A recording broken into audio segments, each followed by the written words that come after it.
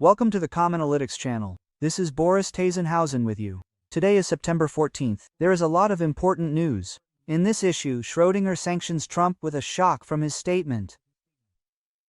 Russian escorts are stationed right on the full shore of Poland, and Russian drones are already attacking Romania. Putin and Lukashenko are reacting to a nuclear strike on Europe, and to the capture of the Suwalki corridor. And the Republicans are already losing patience because of Trump. So, what now? Ukrainian drones have hit the most important targets on the territory of the Russian Federation. There will be a lot of interesting things about this and more in today's episode. So if you're new to this channel, don't forget to subscribe so you don't miss future episodes. So, while some are still coming up with reasons why it's not yet time to impose sanctions against Russia, Ukrainian drones continue to impose their own sanctions on the Russian Federation's oil equipment industry. An oil refinery in the Leningrad region was attacked last night. This is an oil refinery. This is a real city-scale factory. It's the second largest in Russia. It produces 20 million tons of oil per year. Only the Omsk refinery is bigger than this one. Just imagine. A refinery stretching for many kilometers, and today this refinery was attacked. A real attack took place. Let's watch this video.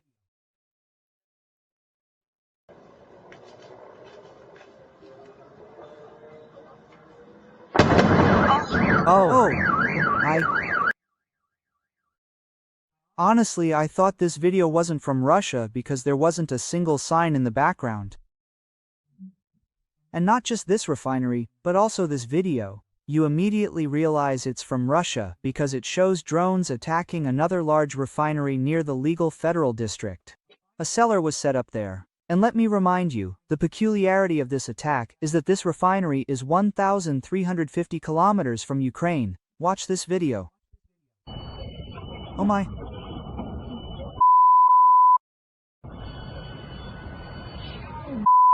Oh my. Yeah, well, it's immediately obvious that the video is from Russia. Seriously, sometimes when I'm filming, I wonder how you could mess up so much in just a few seconds. No, some Russians have that skill. So small, yet so proud. Ukrainian drones have caused fuel destruction at their refineries in several regions of Russia, all at once. And now about Schrödinger's sanctions, or rather Trump's sanctions. I say that I am ready to impose serious sanctions against Russia when all NATO countries do the same and stop buying Russian oil, said Donald Trump. Well, there's your answer. So, if Hungary and Slovakia suddenly stop buying Russian oil, then it turns out that Trump hasn't imposed sanctions. You couldn't give Putin a bigger gift. This is simply a wonderful gift-wrapped offer. I'd just like to remind Trump that Putin's reign is in October. It's too soon to give him such royal gifts. And it's not just this entire letter that the US president sent to all NATO countries. Overall, it's a letter sent by President Donald Trump to NATO and the whole world. I'm ready to impose greater sanctions against Russia when all countries agree and start doing the same. And when all NATO countries stopped buying Olivier from Russia, as you know, NATO's contribution to victory was much less than 100%. And for some countries, buying Olivier from Russia was shocking. And I think only after they stopped to buy, the imposition of 50 or 100% duties perhaps. And then there is a special clause in brackets. These duties should be lifted after Russia's war against Ukraine ends. And it is very, very important to stop this miserable, senseless war. This is not Trump's war. It would never have started if I had been president. This is Biden's and Zelensky's war. I'm only here to stop it and to save thousands of Russian and Ukrainian lives. 7,118 lives were lost last time. It's unbelievable. Oh, look, in my school they used to call people like that a skateboard. Well, that's a level 100 joke. It's like shifting the blame onto everyone else, anyone but yourself. Overall, obviously, we're on the sidelines. Now, in the near future, there won't be any sanctions. And the most interesting thing is that Donald Trump said this is a war between Biden and Zelensky, but he didn't even mention Putin. NATO, Biden and Zelensky, they're the ones to blame for everything. Well, and also, just for the record, Europe has reduced its purchases of Russian oil. In 2020, they bought 16.5 million And in 2025, they bought 1.7 million. Well, that's 10 times less, but they're still buying. But those who are buying Russian oil now are mainly Hungary and Slovakia. Trump doesn't mention them in his letter to the whole world either. And the most interesting thing is that in 2027, Europe plans to completely refuse to buy Russian natural gas on the spot. Moreover, the head of the U.S. Department of Energy, Christopher Reed, confirmed this plan. That is, Trump once again came up with some non-existent excuse not to impose sanctions against someone with whom he has good, excellent relations. And it did not take him long to come up with this scheme. That is, please, anyone is to blame. Biden, Zelensky, Europe, Martians, aliens, but not Russia and Putin. And why shouldn't the United States impose sanctions on their own, without any additional reason? Why should Europe have to do it? Is that first? Why didn't they do it earlier? Or maybe the United States shouldn't look back at anyone at all, and they have their own position and a clear strategy. Or maybe they no longer have a clear strategy. And here's another thing, by the way, that I picked up for Trump. He took some time, gathered resources, and came up with new options. If suddenly someone doesn't like these, for example, I'll impose sanctions only when not a single Russian tourist remains in Turkey. That's also possible. Or when not a single Russian oligarch remains in London. That's also possible. By the way, for Europe to stop buying Russian oil, as Trump demands in this article, you just need to connect to Orban, pick up the phone, get in touch with Orban, and say a few kind words to this Philistine oil. Overall, there's a sense that, by the way, Orban, well, I'm not just talking about the United States and Donald Trump, but also about Europe. That is, there's a feeling that Orban was properly briefed. The role of a good-for-nothing in the European game. Like, let me give you a good-for-nothing joke, and you'll act like a good-for-nothing. And we'll come to you, we'll cheer you up like a good-for-nothing, we'll all be delighted, but in practice, we won't do anything for you, because none of this is real. It's a big, beautiful player. You don't have that feeling. Well, let's be honest, in recent weeks Ukraine has sent some fiery greetings of friendship with its drones and ambition, so Orban is going to have problems with ammunition. No friendship, no oil. And that's the price of such a policy, which Donald Trump is now continuing, giving a few ultimatums, deadlines. I will not impose sanctions. Now everyone is to blame except Putin. That's the price of this policy. Russia is deploying Iskanders on the road in the Kaliningrad region. Here's the video now, and right next to the Polish border. The purpose of this provocation is absolutely obvious. Just like the provocations with Russian drones in Poland, it's to increase the flow of weapons from the country to the eastern states, and of course to reduce the amount of weapons in Ukraine. That is, Ukraine never has enough weapons. We are facing very serious opponents. And that's the price of this policy. Last night a minesweeper flew into Romanian territory. Poland turned off all its security systems, turned off its planes. Well, in general, go ahead and subscribe to this. Not only Poland, but Romania as well right now.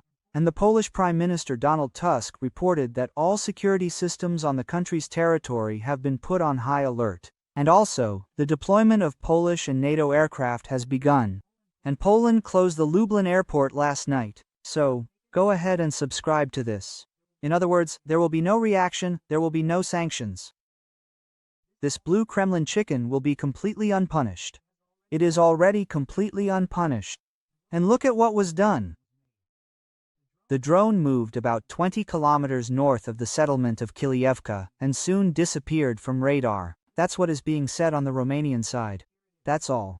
The department stated that the drone did not cross residential areas and did not pose a direct threat to the population. Oh yes. Well, another statement. F-16s are ready to fire at the Russian drone.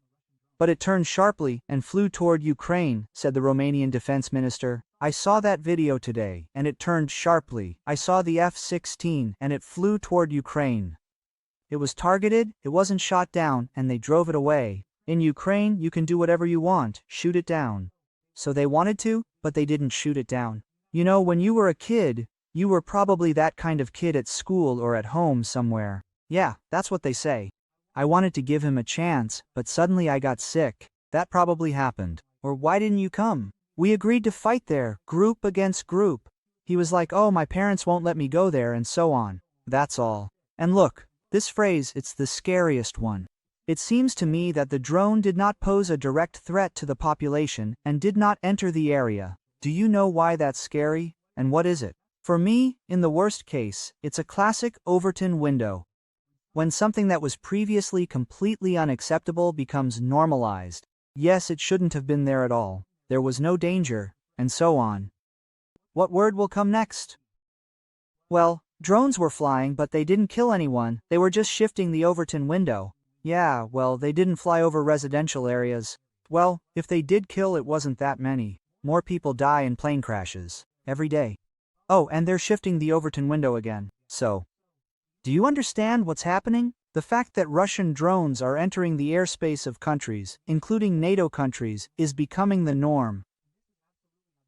And that's absolutely unusual. By the way, friends, let me remind you that the heroic Ukrainian defenders are now holding back this massive Russian war machine. And right now Putin is doing everything possible to destroy more Ukrainian land. But our soldiers have withstood his entire seasonal offensive. You've seen that the Russian side hasn't achieved any success. And the collection, an important collection. If you want to help Ukrainian soldiers, join in.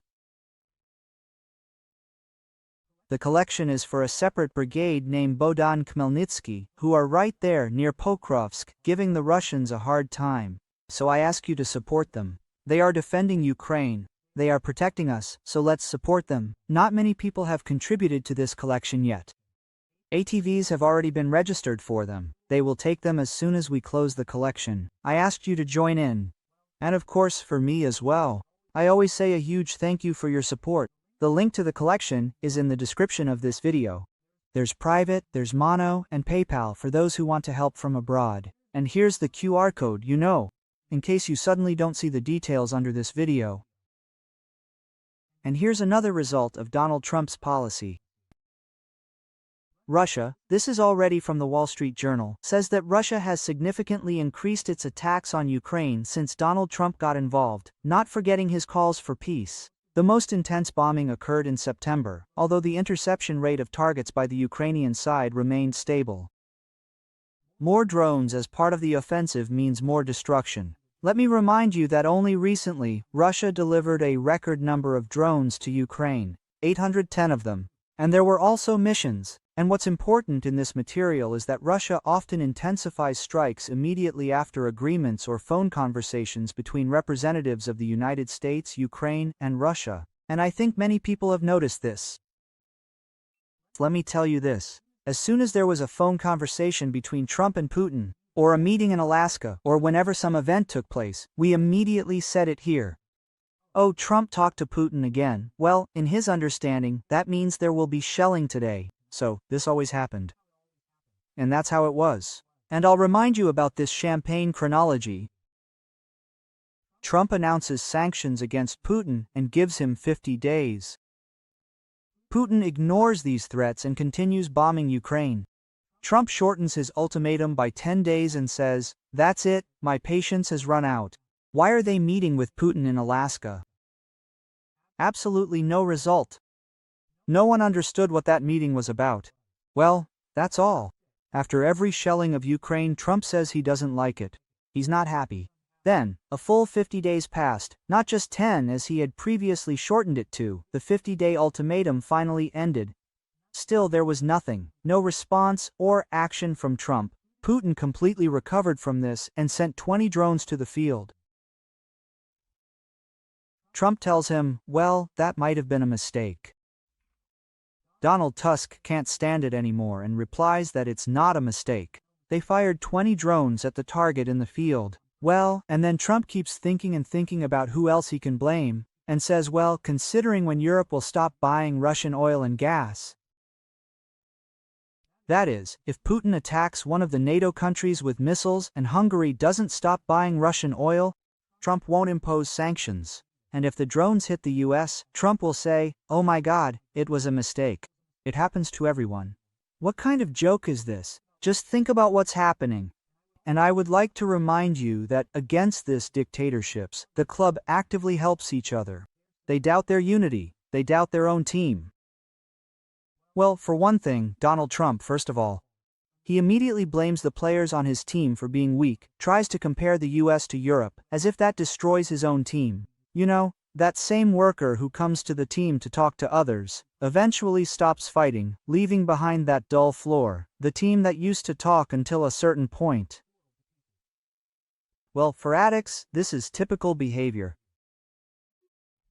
Every voice matters. Join our community, support independent journalism and help us bring you the truth from Ukraine. Become a member of Ukraine Today. Join us now. And at the same time, after Donald Trump shot into the Shakespearean world with his endless sanctions, to be or not to be, the behavior of the wicked old men who revived their spirit is absolutely natural. So, Putin and Lukashenko are passing by a military war and an attack on NATO during the Western 2025 exercises. They began on September 12th. These are Russian-Belarusian exercises. Just over 18,000 soldiers are participating in them. Of those, 5,500 are Russian. But this figure isn't so small if you consider the possible reaction or lack thereof from those they might threaten. So, what will they be practicing? Two key strategies, and the use of armed weapons and mid-level ammunition has already been practiced. That is, the main element of these exercises is the simulation of using armed weapons and handguns, which are planned to take place in Belarus. Well, according to Putin, by the end of this year. Well, we don't know when, and we don't even know if Putin actually has this handgun for himself. In other words, only a replica was dropped into an empty area without any weapons near the Dnipro. After that, there were attempts to launch it, but unsuccessfully. Well, naturally, these threats led to the direct closure of the border with Belarus by Poland, which simply irritated the Russian Ministry of Defense, and they started joking, saying, "What are you talking about? You can't do that." Quote. That is, the Russians and Belarusians are responding to a nuclear strike, an invasion by Poland itself. They launch drones into Poland, into Romania, and say that you have no right to deceive us for this. You have no right to close the borders. Go to hell, Russians. And what else are they responding to? An attack on the Suwalki Gap. That is, officially they will have some kind of equipment, a path for the enemy who has infiltrated the equipment. Well, and in general, look at what they are going to do. RIA Novosti reported that equipment will be deployed in the Kaliningrad region, which terrorist representatives of NATO supposedly want to seize. That is, NATO wants to destroy the Kaliningrad region. Experiments are taking place in Belarus, so what should the group do? Turn to help the Kaliningrad region, that is, cross the gap or the blockade. They have to defend Kaliningrad in this way. That's what they will be practicing. Well, seeing a very weak response from the alliance to these, well, absolutely unpredictable events, let's imagine a situation where tomorrow Russian and Belarusian soldiers start moving towards Suwalki. They continue along the Suwalki border, blocking it from both sides. More. Another Russian group brings them to Kaliningrad. That is, they don't actually shoot at anyone, and they might not even have any distinguishing marks or identifying features. Putin likes to send out a few of these so-called little green men. So, they arrive and block the Suwalki corridor. Move in and take up defensive positions. What are you gonna do? That's all.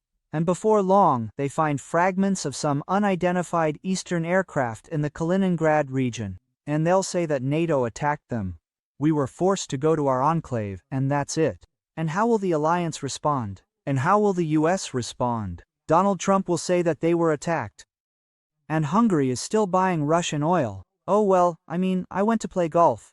Did you see how he recently asked about the murder of Charlie Kirk? He says yeah there, and, you see, he says these tricks, I'll build a Balkan here. No one has built a Balkan in 120 years, I'll build it or something. I don't know what's going on. By the way, that's not a joke.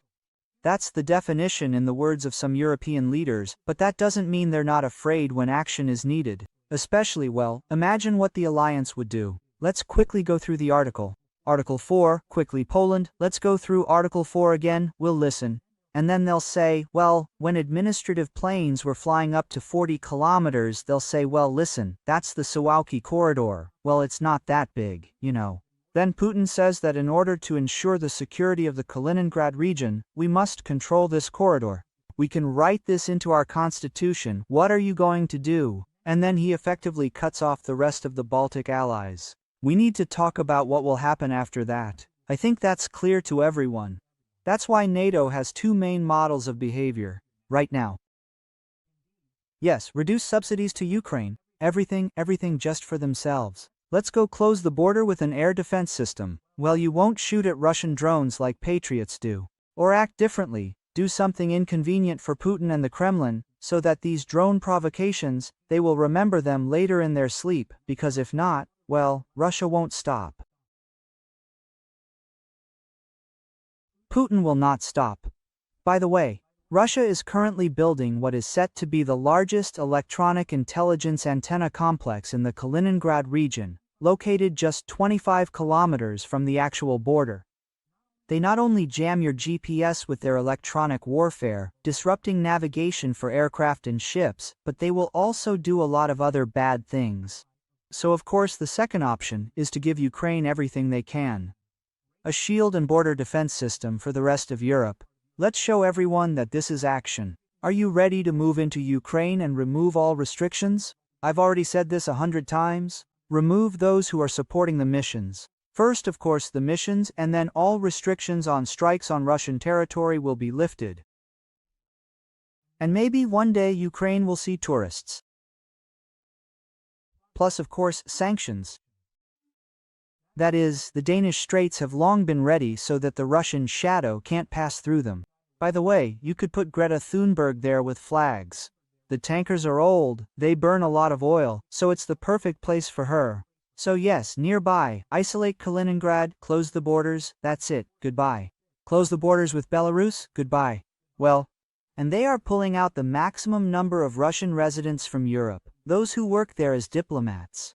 These are the minimum actions that should be taken. If there is no serious accountability, then Putin will say, oh how wonderful, now there are 50 drones, which means they'll be flying along the borders of all the countries, and then I'll quickly show them all off. The Suwalki Gap, and further down the list. And in the Ukrainian Union, it seems they are starting to assume something, demanding tough sanctions against Russia. On the other hand, Donald Trump has two Republicans, Lindsey Graham and Congressman Brian Fitzpatrick, who will try to introduce new sanctions against Russia. Well, as Reuters says, they will, use a bit of a legitimate trick. They will attach their bill to an urgent government funding document so that no one can ignore it. Well, they might not introduce it separately, but when it's part of an important package, then you'll have to make a choice. And of course, the authors of the bill. Lindgren has developed an excellent bill imposing a 500% duty on those who purchase Russian energy resources. All Donald Trump could squeeze out at the time was introducing a 50% duty on Indian products. Some groups, fuel, didn't even get that far. Well, basically he turned things upside down and also slightly increased tariffs on China. We saw how they were actively communicating and having fun in Beijing, Xi Jinping, Mozart and Putin. So, let me remind the Republicans that these are Donald Trump's federal parties. We will ask colleagues from both sides to join this initiative and stand together with freedom against tyranny. Well, and of course, this bill allows for secondary sanctions against countries that continue to buy Russian energy resources. We are living to see this happen. The Republicans were forced to join the logical trajectory to impose sanctions against the tyrant and aggressor who is openly attacking NATO. And let me remind you that the United States is the foundation of NATO. That is, in reality, Putin attacked the United States, among other things, with these 20 drones. And the Republicans were somehow forced, even if just barely, even with just a framework, to push through this bill. What a shame. Oh, and by the way, I have another question. What's going on with the Democrats? Do they even exist? Is it because maybe I'm not seeing the news? Maybe they and Elon Musk secretly left for Mars? What's happening? Where? Where were the Republican primaries? Well, at the end of the program, I'd like to show you a video to understand how they think about Putin and Russia. I've subscribed to Street Polls, and sometimes I come across clips like these. Anyway, watch this video. I only get 15,000, a pension, 15 something, but my Divana passed away, so I have some money. I paid those 100,000 so that, well, that's it, so they wouldn't choose me anymore. Now I don't know, it's unfortunate. What to do next, how to live, I don't know. So this woman complains that she has to pay some damages, and she doesn't understand anything. But the phrase, my 2 sons died, I have money, and she says it like somehow, my 2 sons died, I have money. She means that Putin pays 5 million for the angle, but in reality, he pays for the angle. For those who go to war and are killed, that's where he pays. If it's proven, then he pays 5 million. Here you have it. Here you have Putin's Russia. My 2 sons died. I have money. That's it. That's why a huge wall needs to be built on the border with the Russian Federation. It needs to be thoroughly constructed, so that not only drones can't fly over it, but even thoughts can't get through, until something changes inside and normalization begins. Well friends, take care of yourselves, take care of your loved ones, subscribe to this channel, and let's support our soldiers. If you have the opportunity, support this fundraiser for a separate brigade named Boże Khmelnytsky for our defenders. Good luck to all of us and blessings to Ukraine.